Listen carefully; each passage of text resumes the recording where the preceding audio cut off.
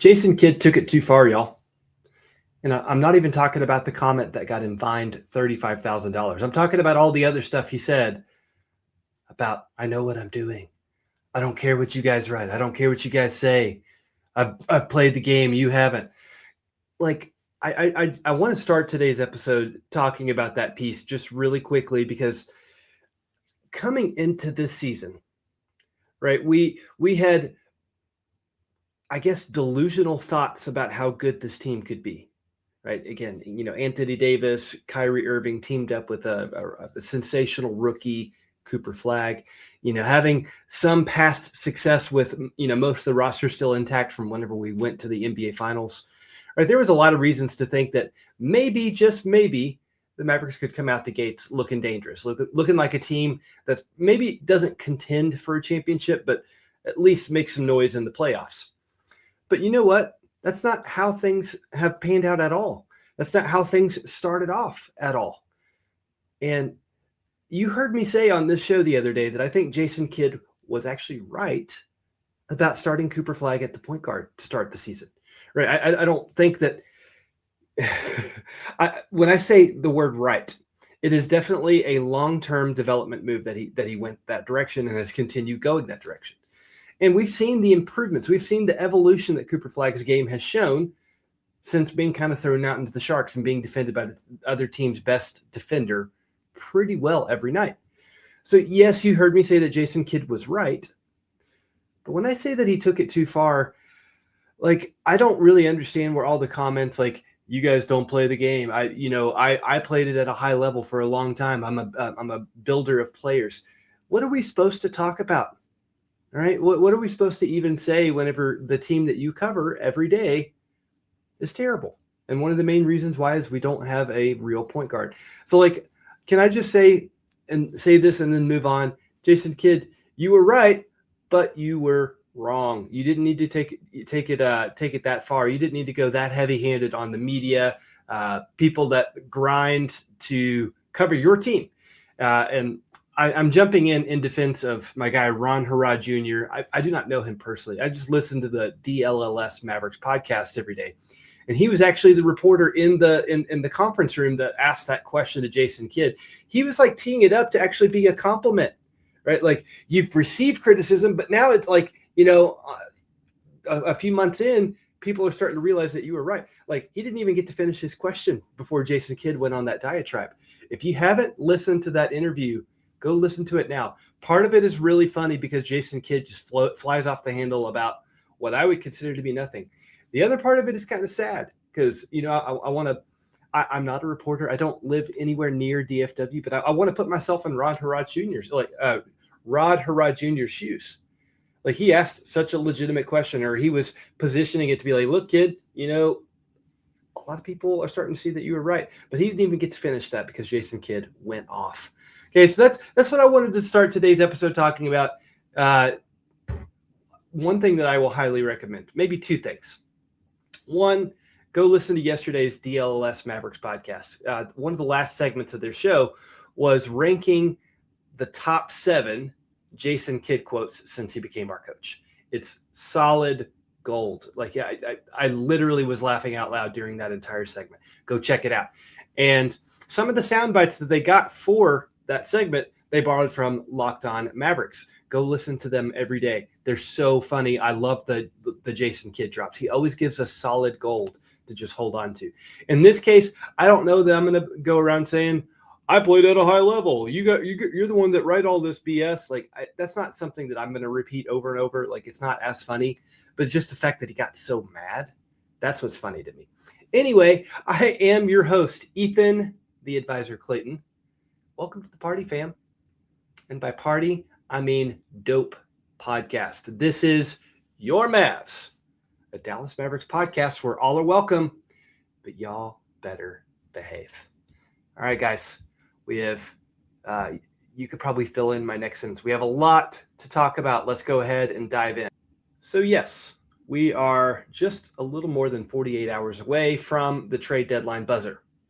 I say 48 hours. It's 5:30 here in Denver. So it's really more 53 hours or something like that. But before we talk all the rumor mill stuff, and there is some juicy stuff to talk about, I do want to talk about basketball. I want to talk about the game that's happening tonight. Before there's any sort of deadline, there's going to be a game at 7 p.m. Central at home at the American Airlines Center against the Boston Celtics. So some storylines going into tonight. Of course, the Mavericks have a 3-game losing streak. On the total opposite end of the spectrum, the Boston Celtics are on fire. Okay. I said this the other day, they're one of the better stories of the NBA this season because a lot of people came into the season thinking this was going to be a gap year for the Boston Celtics, right? No Jason Tatum after a devastating injury in the playoffs last year. By the way, it looks like he might actually return, or actually there's been some back and forth reporting about, he's put in the work to be in good enough shape to come back. But now, just last week, he said, hey, they've got a good thing going. They've got chemistry on the court. I don't know that I necessarily want to rush back and mess that up. So respect for him for recognizing that. Respect for the Boston Celtics in general for how they have handled this season. Not really a gap year at all. The Mavericks are doing the gap year. We're doing it in I guess pretty killer fashion if you ask me. But, other storylines, obviously, Cooper Flagg is on an insane heater right now, averaging 41.5 points over the last 2 games. He's shooting the ball insanely well, right? The thing that still hasn't totally come over yet is the 3-point shot.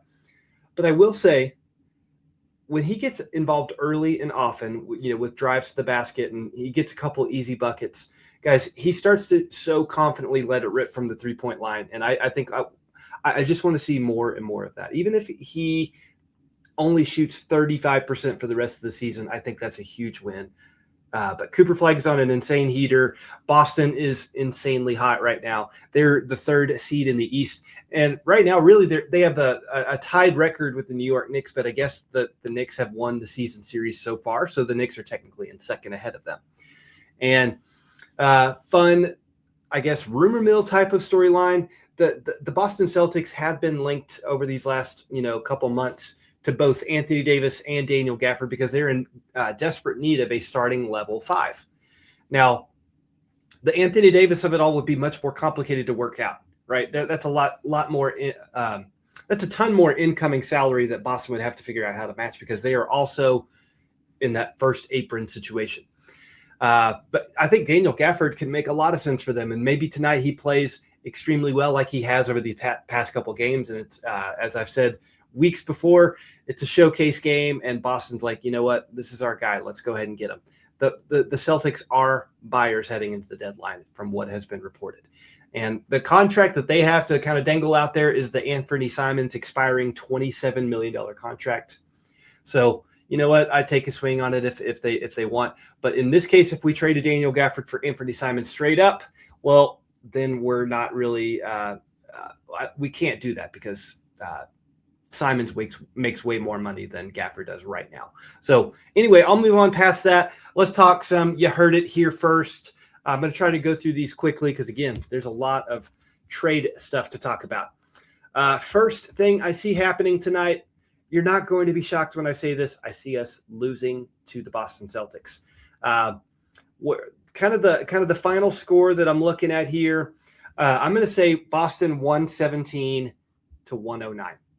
117 to 109. And here's how the Boston Celtics are going to beat us. They're going to beat us with threes early and often. They're going to be grabbing some offensive boards. They're in the top 10 in NBA in rebounding. And right now we have a little bit of a decimated front court. Maybe we see some more solid Moussa Cisse minutes to kind of minimize that damage. But the Celtics are a very good rebounding team, and we lack some of that front court depth that could help combat that. So that's another way they're going to beat us. And then something that I haven't paid super close attention to just for the Mavericks, because it's just been too ugly to look at. We're like one of the worst teams in the NBA as far as turnovers per game. On the total opposite end, the Boston Celtics are the number 1 team in the NBA, the least amount of turnovers per game. You know what that means for us tonight? That likely means that they're keeping us out of transition as much as possible. And that's one of our biggest strengths. So if they can hit those threes early and often, grab offensive boards solidly, and keep us out of transition, guys, like again, we're going to have to work really, really hard to even score that 109 points. But I think we can do it because the next thing I see happening tonight, I threw it out there in the month of January that Cooper Flagg was going to get his first career triple-double. Didn't happen, okay? He almost got his first career 50-point game. That didn't happen either. But tonight, he's going to get his first triple-double. Cooper Flagg grew up a huge Boston Celtics fan. I think he's got a lot to show them tonight, I don't really know what to describe it as, but if I'm him, I want to show out a little bit. Like, this was my team growing up. I want to, put them on a poster. So I see Cooper Flagg having a 30-point triple-double tonight, playing aggressively and confidently, riding that wave as long as humanly possible. But yeah, he's going to show out tonight. Maybe not quite the scoring output that we saw the past couple games, but since Jason Kidd got fined for complaining about the refs, maybe we see a little bit more friendly of a whistle for our rook. But yeah, 30-point triple-double. Moving on, I see tonight also being a P.J. Washington statement game. And that statement that he's making is, I'm back. Okay. This has been a pretty poor season for P.J. Washington between the inconsistent shooting. It seems like he's just forgotten how to handle the ball. He's turning it over left and right. And he's dealt with a ton of ankle injury stuff. So he has not looked himself. He has shown, however, signs of life over these past couple games. I think tonight he's going to look like the P.J. Washington of old, the P.J. Washington that was one of the main pieces that takes the Dallas Mavericks to the NBA Finals. So I see a 20-point, 11-rebound, 4-stock kind of night for our guy, P.J. Washington. Go ahead and book it. You heard it here first. So in review, we lose 117 to 109. Cooper Flagg has a 30-point triple-double, and P.J. Washington has a nice statement game, 20-point, 11-rebound, 4-stock type of night. But overall, overarching type of stuff, we're going to start slow, right? Kind of like we always do. We'll have early turnovers that do us in. We're basically going to be behind the entire game. That story writes itself because that pretty much is what happens every game. But I do think it'll be entertaining, and it's one that we should enjoy watching the Mavericks lose. All right, let's wrap up today's show talking about the fun, sexy, exciting trade deadline stuff. Let's do that. For starters, let's talk about Anthony Davis. We haven't done that nearly as much these past couple weeks because, to be fair, things have quieted down substantially since his injury. However, Shams Charania pops up out of nowhere yesterday and it's like, hey, it's been a couple weeks since I said the same thing, since I reported the same nonsense. Let's throw it back out there. And here's what he said. Atlanta and Toronto are still teams to monitor for Anthony Davis. Okay, cool. And I told you this yesterday. Shams Charania will come out and say something, and then you wait an hour, 2 hours, and then let's see what the real truth is. Let's see what the real report is whenever the Stein line comes out. So same thing happened again yesterday. However, in this case, Jake Fisher from the Stein line did confirm that at least some within AD's camp still believe that Toronto is actively going to pursue Anthony Davis. So maybe there is a little bit of smoke still happening around our guy. I am not holding my breath. I do not recommend that you do so either. But it was cool to see Anthony Davis's name back in the headlines, even though there wasn't really any real reporting. By now, you probably know my opinion of Shams. But let's move on. I mentioned Toronto in that, there's some in AD's camp that still believe that they could go after him. It was also reported in the Stein line that Toronto is still interested in Daniel Gafford. They call him a mid-tier center. I love the use of the word mid there, because that's a good way to describe Daniel Gafford's season so far. I said this a few moments ago, though. He has looked better over these past couple games. He's starting to look like Daniel Gafford again. So maybe a little last-minute push to boost your trade value. I appreciate it, Daniel Gafford. But I read both of those reports yesterday, and then I guess my trade machine had gotten a little bit dusty. I wiped it off a little bit and fired it up.